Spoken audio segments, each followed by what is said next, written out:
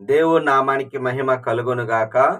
క్రీస్తునందు ప్రియమైన దేవుని బిడ్లారా, ఈ దినము మార్చ్ 3వ తేదీ లేఖన భాగము మార్కు సువార్త 9వ అధ్యాయము 30 నుండి 50 వచనాలలో దేవుని యొక్క వాగ్దానము మనం గమనించినట్లయితే 35వ వచనము, యేసు ప్రభువారు 12 మందిని పిలిచి, ఎవడైనను మొదట వాడై ఉండగోరిని ఎడల వాడు అందరిలో కడపటి వాడు వలె ఉండవాలని చెప్పెను. హల్లెలూయా. యేసు ప్రభువారి యొక్క శిష్యులు మార్గ మధ్యములో గలిలయ ప్రాంతానికి వెళ్తున్న సమయంలో వారు ఒకరినొకరు తర్కించుకుంటూ ఉన్నారు, ఎవరు గొప్ప ఏంటి అని. అలాంటి వారిని యేసు ప్రభువారు మరి వాళ్ళు అనుకొని ఉండొచ్చు, యేసు ప్రభు రాజు అవుతాడు, ఈ లోకంలో మేము కూడా గొప్పగా పదవులు, మరి నేను గొప్పగా ఉండాలి, నేను ముఖ్యమైన వ్యక్తిగా ఉండాలి అనుకొని ఉండొచ్చు. కానీ యేసు ప్రభువారు సిలువ మార్గాన్ని వెళ్తున్నాడు. యేసు ప్రభు శిష్యులు ఆ విధంగా వాదించుకుంటుంటే ఒక చోట యేసు ప్రభువారు కూర్చొని వారిని పిలిచాడు. వారిని మరి ప్రేమతో వాళ్ళకి తెలియచేస్తున్నాడు. ఎవరు ప్రపంచంలో చెప్పలేదండి ఏంటో తెలిసిన, గొప్పవాడివి కావాలి అంటే పరిచారకుడిగా ఉండాలి. మొదటి వాడిగా ఉండాలంటే కడపటి వాడిగాను పరిచారకుడిగాను చేసే వ్యక్తిగా నువ్వు ఉండాలి. అప్పుడే నువ్వు గొప్పవాడిగా ఉంటావు అని వాక్యము సెలవిస్తుంది. మన యేసు ప్రభువారు శిష్యుల పాదాలు కడిగి మాదిరి చూపించాడు. తను తాను హెచ్చించుకున్నవాడు తగ్గింపబడును, తను తాను తగ్గించుకున్నవాడు హెచ్చించబడును. కాబట్టి ఈ దినం మన యేసు ప్రభువారు ఎవరు గొప్ప ఏంటి అనుకోవద్దు. దేవుడు మరి తగ్గించుకున్న వారిని గొప్పవారిగాను పరిచారకుడిగా ఉండవలెను అని యేసు ప్రభువారు శ్రేష్టమైన మాటను మరి తెలియజేశాడు. మన ప్రభువు కూడా పరిచారకుడిగా ఈ లోకానికి వచ్చాడు. కనుక వాగ్దానం ఏమిటి అంటే, నువ్వు ఆ విధంగా ఉన్నట్లయితే, నువ్వు ఎప్పుడైతే తగ్గించుకొని ఉంటావో, దావీదు గారు కానీ అబ్రహాము గారి మరి ఎంతగానో తగ్గించుకునేవారు, ఎంతగానో తగ్గించుకుంటారు. కనుక వాళ్ళని దేవుడు దీవించాడు. తగ్గించుకున్న వారిని దేవుడు దీవిస్తాడు. హల్లెలూయా. అలాగనే ఒప్పుకోవలసిన పాపాన్ని మనం చూసినట్లయితే, యేసు వానిని ఆటంకపరచుకుడి.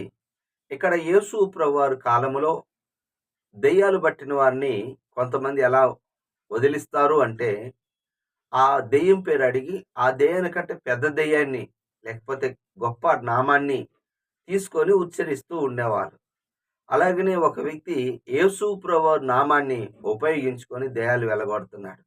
అది చూసి యోహాను గారు, ప్రభువా, మేము అతన్ని ఆటంకపరిచాము అన్నప్పుడు, మీరు ఆటంకపరచవద్దు, నా నామాన్ని తక్కువ చేసేవాళ్ళు ఎవరు లేరు. కాబట్టి ఇతరులు మనకంటే ఘనంగా చేస్తున్నప్పుడు, వారు కూడా చేస్తున్నప్పుడు మనమేం చేయాలనే మనస్తత్వాన్ని కొట్టివేసుకొని అందరూ పరిచర్య చేయాలి అని మనసు మనం కలిగి ఉండాలి. ఎవరైనా ఏదైనా చేస్తున్నప్పుడు ఆటంకపరచకూడదు.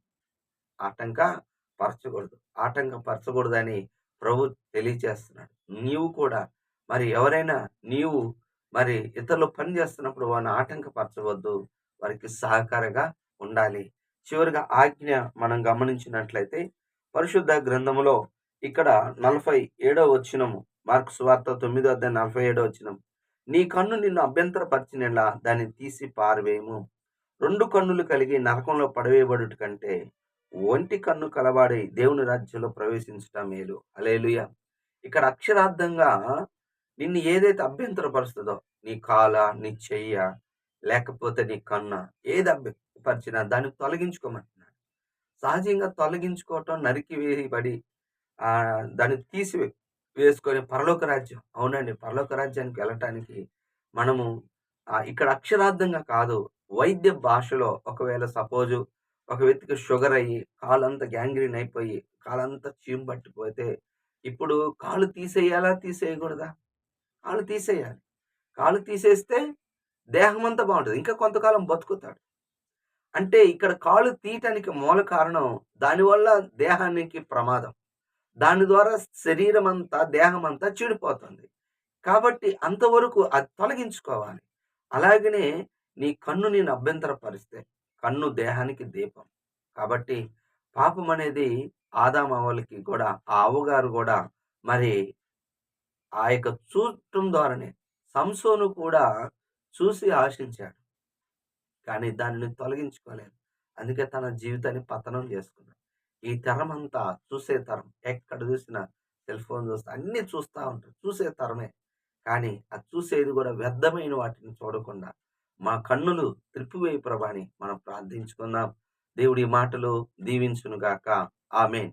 ప్రార్థన చేసుకుందాం. ప్రేమ కలిగిన తండ్రి యేసయ్య నీకు వందనాలు, స్తోత్రాలు నాయన. ఈ దినము నీ కృపలో నీ దయలో ప్రభా మమ్మల్ని నాయన మీరు తండ్రి దేవా ఇంతకాలం ఆయుష్ ఆరోగ్యం ఇచ్చావు తండ్రి. నీకు వందనాలు. మార్చి మాసంలో కూడా మీరు సహాయం చేస్తున్నందుకు వందనాలు తండ్రి. అయ్యా మాకు తండ్రి స్పష్టంగా బోధించే వ్యక్తిగా, తెలియజేసే వ్యక్తిగా మీరు ఉన్నందుకు వందనాలయ్యా. తండ్రి నీ కృతజ్ఞతాస్తుతులు చెల్లించుకుంటున్నాం. ఇతరులను ఆటంకపరచక మాకు అభ్యంతరకరం ఉన్న వాటిని మేము తొలగించుకునే వాళ్ళంగాను మంచిగా సహాయమును దయచేయమని, నీ కృప చూపించి బలపరచమని, మహిమను తెచ్చుకోమని యేసు నామములో ప్రార్థిస్తున్నాను తండ్రి. ఆమేన్. తండ్రి యొక్క ప్రేమ, కుమారుని యొక్క కృప, పరిశుద్ధాత్మిక దీవెన సదాకాలం మనందరికి తోడుగా ఉండును గాక. ఆమేన్. హల్లెలూయా.